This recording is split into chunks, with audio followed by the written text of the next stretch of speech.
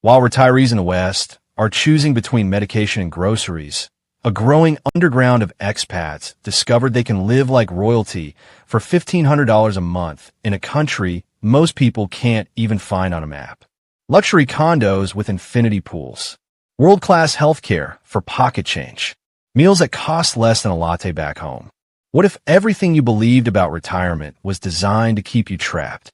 But wait, before we begin, please subscribe to ensure that you never miss out on any of my essential stuff. Comment, "I subscribe" below, and I will personally welcome you to our community. With that said, let's get started. Here's a number that should terrify you. 45% of American retirees report that running out of money is their number one fear. Not death, not disease, running out of money. That's according to the Employee Benefit Research Institute's 2024 study. Meet Robert, 67 years old, former accountant from Ohio. Spent 40 years doing everything right. Maxed out his 401k, paid off his mortgage, lived below his means. Then inflation hit like a freight train. In just 3 years, he watched his retirement funds purchasing power drop by 30%. Picture this. You wake up every morning and the first thing you do before coffee, before brushing your teeth, is check your bank account. You ration your prescriptions, cutting pills in half. You haven't been to a restaurant in 8 months. Your grandkids ask why you never visit anymore, and you lie because you can't afford the plane ticket. That was Robert's reality. But 12,000 miles away, Robert now pays $8 for a gourmet meal, and his rent is cheaper than his old Netflix subscription. His cholesterol medication, the one that cost him $890 for 3 months in Ohio, costs $47 at a gleaming private hospital where the cardiologist speaks perfect English and actually spends time listening to him. How did he crack the code? And why doesn't anyone talk about this option? Robert didn't plan this. It was an accident born of obligation. His daughter fell in love with a Malaysian architect and dragged him halfway around the world for the wedding. He went kicking and screaming, expecting, honestly, poverty, chaos, maybe some exotic diseases. He landed in Kuala Lumpur on a humid March evening, and his brain short-circuited. Gleaming skyscrapers that looked like they belonged in Dubai. Shopping malls with air conditioning so cold he needed a jacket. Coffee shops where everyone spoke English, sometimes better than folks back home. His Uber driver had 2 engineering degrees. But here's the moment everything changed. The wedding was beautiful, but Robert forgot to bring enough of his heart medication. Mild panic. His daughter took him to a private hospital called Prince Court. He expected to be bankrupted. The consultation with a cardiologist cost $35. No insurance. Just $35. The doctor spent 40 minutes with him, ordered an EKG on the spot, and sent him to the pharmacy downstairs. 3 months of medication. $47. Robert stood in that pharmacy and did the math in his head. Back home, even with Medicare, he was paying $890 for the exact same pills. His hands started shaking, not from his heart condition, but from the realization of what this meant. This wasn't a fluke. Malaysia ranks number 1 for expat healthcare access, according to Internation's 2024 Expat Insider Report. A private hospital room costs $50 per night versus $3,400 in the United States. Prescription drugs run 70 to 90% cheaper across the board. Robert called his wife that night from the hotel balcony overlooking the Petronas Towers and said 6 words that changed their lives. Pack your bags. We're not leaving. But here's what Robert discovered, and what nobody tells you.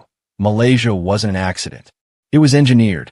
Deliberately designed to attract people exactly like him. The Malaysian government runs something called the MM2H program, Malaysia, My Second Home. Think of it as a retirement visa specifically built for people with modest savings who want to escape the financial chokehold of Western living costs. The requirements? $25,000 in a fixed deposit. You get it back when you leave. Proof of $2,500 monthly income. That's it. In exchange, you get a 10-year renewable visa. No need to learn Malay. No citizenship requirements. Just permission to live well. Meet Patricia, 63, former middle school teacher from Seattle. Single, living on $2,100 a month in Social Security, A number that sounds reasonable until you realize a studio apartment in Seattle was eating 1,800 of it. She had two choices: move in with her sister in Spokane and become a burden, or get creative. Patricia now lives in a two-bedroom condo in Penang, an island state off Malaysia's west coast, with an unobstructed view of the Andaman Sea. Her rent? $650 a month. Utilities included. She hires a cleaner twice a week for $20 total. Takes yoga classes on the beach for $5 a session. Eats fresh mango from the market, so cheap she can't even calculate the per-pound price because it feels absurd. This isn't just anecdotal, feel-good storytelling. International Living's 2024 Annual Global Retirement Index surveyed thousands of expats living in Malaysia. 68% reported a significant improvement in their quality of life compared to their home country. Not marginal, significant. If you've ever felt like your retirement savings were a cruel joke, if you've done the math and realized your golden years look more like rusty copper, you're about to understand why geography is your secret weapon. But paradise has a dark side no travel blogger will tell you about. Because here's the truth that gets glossed over in the highlight reels. Not everyone makes it. And the ones who fail usually make the same predictable mistakes. Culture shock is real. Malaysia is a Muslim-majority country with Chinese and Indian minorities, where people drive on the left, communicate indirectly to avoid confrontation, and operate on Malaysian time, which means if someone says tomorrow, they might mean next week. The humidity sits at 80% year-round. The temperature rarely drops below 85 degrees Fahrenheit. If you have respiratory issues or heat intolerance, this can be miserable. And bureaucracy? Oh, the bureaucracy. Opening a bank account can take 3 visits and a stack of paperwork that would make the DMV blush. Visa renewals require patience measured in months, not days. Meet James, 71, retired civil engineer from London. He watched a YouTube video, got inspired, booked a one-way ticket, and showed up in Kuala Lumpur with a suitcase and a dream. No research, no test visit, no plan. James ended up in a cheap apartment in a suburban neighborhood with no air conditioning, mold creeping up the bathroom walls, and exactly 0 English speakers within walking distance. He was isolated, hot, and deeply regretful. For months later, he flew home, tail between his legs, $10,000 poorer. The expats who thrive don't just move. They integrate slowly.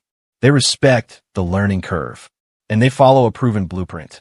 Rent for 3 months before committing. Use Airbnb or long-term rental services. Live like a local, not a tourist. Go grocery shopping. Visit hospitals. Open a bank account.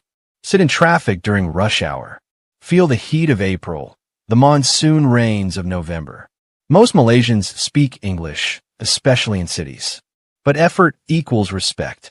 Terima kasih, thank you, berapa, how much, maaf, sorry.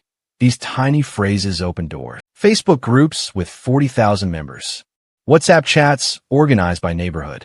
Monthly meetups at coffee shops where you'll hear the unfiltered truth about visa agents, dentists, and which neighborhoods flood during monsoon season. Penang is walkable, English-friendly, and has a legendary food culture. Kuala Lumpur is fast-paced, cosmopolitan, and closer to Southeast Asian travel hubs. Ipoh is quiet, cheap, and perfect for introverts who want to disappear. The ones who make it don't wing it. They plan, test, and adapt. And here's what shocked me most about who's actually moving there. 40% of Malaysia's new expat retirees are under 50 years old. Read that again. Under 50.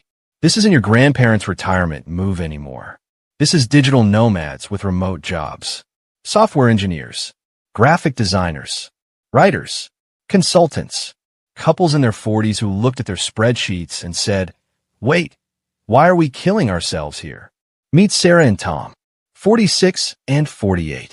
IT professionals from Toronto. Combined income of 160,000 Canadian dollars solid by any measure. But after taxes, mortgage, 2 car payments, childcare, and the soul-crushing cost of everything in Canada, they were saving almost nothing. They sold their house, kept their remote jobs. Malaysia's time zone lines up perfectly with North American business hours. if you're willing to work evenings. And they moved. Now they save $4,000 a month. $4,000. On weekends, they fly to Thailand. 1 hour. $60. Their kids attend an international school for $800 a month versus $25,000 a year back in Toronto. They have a full-time nanny for $300 a month. They eat out 5 nights a week because it's cheaper than groceries back home. Let's look at the math. According to Numbio's 2024 cost of living data, Toronto, average monthly cost for a family of 4, $3,800, excluding rent. Kuala Lumpur, $1,400. Same lifestyle, better weather. Healthcare wait times, 2 weeks to see a specialist in Malaysia's private system. 6 months in Canada's public system is longer if you need an MRI or non-emergency surgery. Sarah told me something that stuck. We're not retiring. We're redesigning life on our terms. Back home, we were slaves to a system that took everything and gave back stress.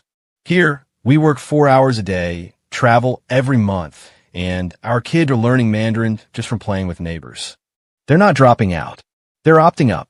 But there's one thing no one mentions, and it could change everything. Malaysia's secret isn't cheap living. That's the bait. The real transformation is something deeper, something most people don't realize they've lost until they get it back. Time. 18 months after that accidental wedding trip, Robert sent me an update. He didn't just move to Malaysia. He became a different person. He started a consulting business 4 hours a week, working with his old firm remotely. Not because he needed the money, but because he finally had the energy to do work he actually enjoyed. He volunteers teaching English to local kids at a community center. He picked up scuba diving at 68 years old, something he dreamed about for decades but never had time for. He lost 30 pounds just from walking every evening in safe, tree-lined neighborhoods where street food vendors know his name. There's science behind this transformation. A 2023 study from the Stanford Center on Longevity found that social engagement combined with low-stress environments increases cognitive health by 31% in adults 65 and older. 31%. Robert isn't retired. He's finally alive. Look at his before photo. Tired eyes. Medicated.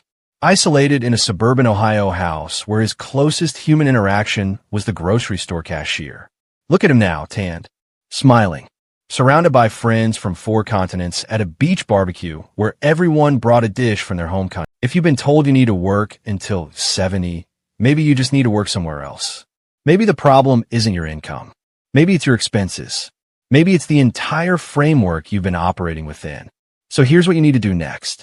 And I need you to pay attention because the window is closing. The MM2H program requirements doubled in 2024. The deposit used to be $15,000. Now it's $25,000.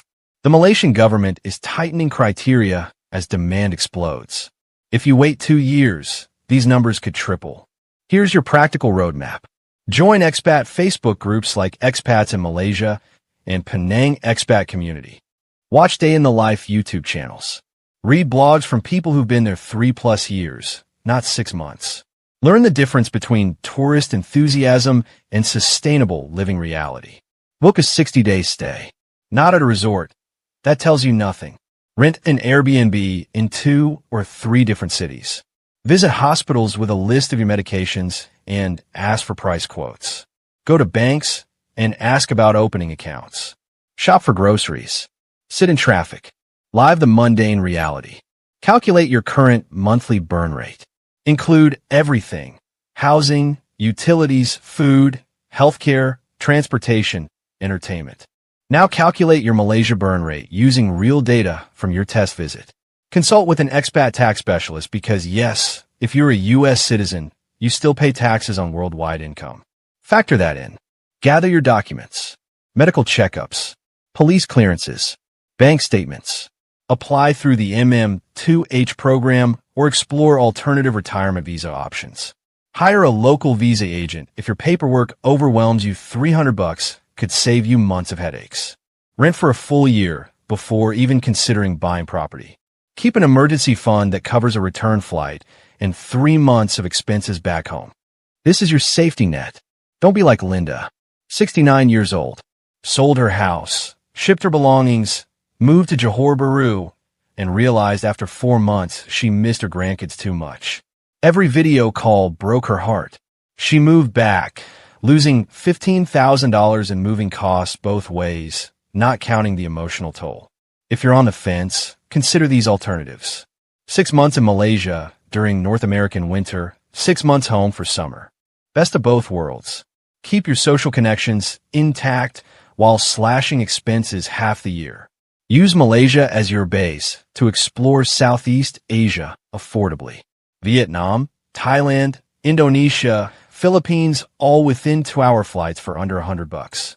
Live in Malaysia, adventure everywhere else. But the real question isn't if you can do this.